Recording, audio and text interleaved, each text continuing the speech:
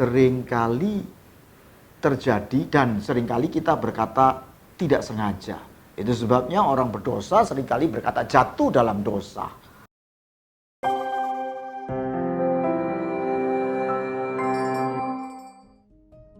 Shalom saudara, Voice Hope kali ini saya beri judul Ilalang tumbuh bersama dengan gandum atau tumbuh bersama dengan padi. Saudaraku sekalian, para petani seringkali menanam gandum atau padi tanpa disadari, kemudian ada ilalang yang tumbuh di celah-celah tumbuhan gandum atau padi. Dan itu tentu sangat tidak disuka oleh para petani. Saudaraku sekalian, ketika menanam padi, itu tidak tumbuh begitu saja. Padi itu harus ditanam dengan sebuah usaha, ada aturan-aturan tertentu, lalu dipupuk, disiangi. Bahkan pada usia tertentu itu padi itu dipindah, saudaraku. Dibibit dulu lalu dipindah. Jadi ada aturan-aturan tertentu. Menanam padi atau menanam gandum itu ibarat berbuat baik, saudaraku. Berbuat baik itu perlu perjuangan. Perlu sebuah usaha daripada diri kita untuk melawan. Tetapi ilalang tumbuh tidak diharapkan. Namun tanpa ditanam, ilalang itu tumbuh di antara padi atau gandum.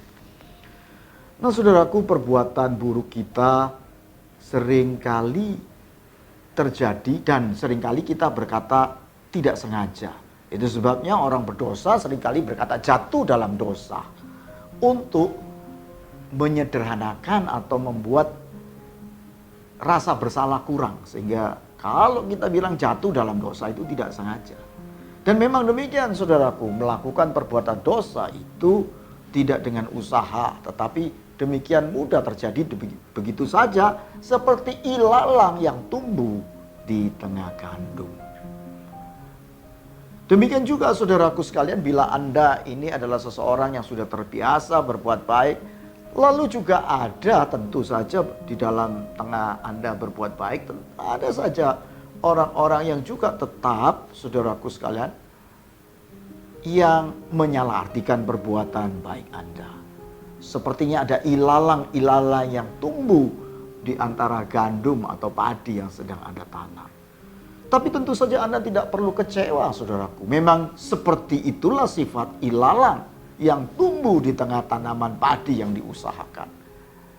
Nah, bunyi firman Tuhan pun ada, saudara, yang menceritakan tentang ilalang dan gandum. Saya akan bacakan buat Anda.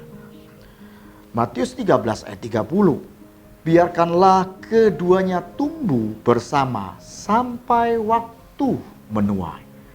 Pada waktu itu aku akan berkata kepada para penuai, kumpulkanlah dahulu ilalang itu dan ikatlah berberkas-berkas untuk dibakar. Kemudian kumpulkanlah gandum itu ke dalam lumbungku.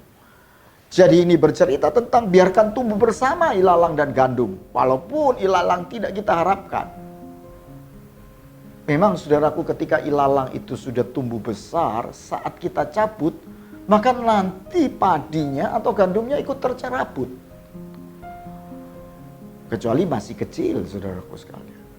Maka itu dikatakan di firman Tuhan itu biarkan tumbuh bersama. Pada waktu itu aku berkata kepadamu, setelah tumbuh bersama dan saat waktu menuai dikatakan kumpulkan ilalang, ikat berkas-berkasnya, dibakar. Dan kumpulkan gandum, lalu masuk dalam lumbung. Saudaraku sekalian, saat kita berbuat baik, ada banyak orang di sekitar kita berbuat buruk. Tapi nggak perlu dan nggak usah, saudaraku, Anda iri. Karena ketika pada waktu menuai, perbuatan baik kita yang kita usahakan dengan susah payah, itu ada rewardnya, ada ganjarannya. Demikian juga dengan perbuatan buruk. Ganjarannya apa? Anda itu seperti ibarat gandum atau padi yang kemudian dikumpulkan, dimasukkan ke lumbung. Artinya menjadi sebuah persediaan yang positif dipakai oleh Tuhan. Tetapi bagaimana dengan ilalang? Dikumpulkan dan dibakar. Saudaraku, ini menggambarkan orang yang berbuat jahat itu juga akan menanggung akibatnya. Dia akibatnya adalah ketika waktu menuai, dituai bersama-sama, tapi masuk dalam dapur api alias neraka, kekekalan. Bukan demikian dengan kita yang rajin berbuat baik. Tuhan menyediakan lumbung, tempat yang baik buat setiap kita, bermanfaat. Semoga apa yang saya sampaikan ini mengingatkan kita semua untuk tidak jemu-jemu berbuat baik, apapun keadaannya. Tuhan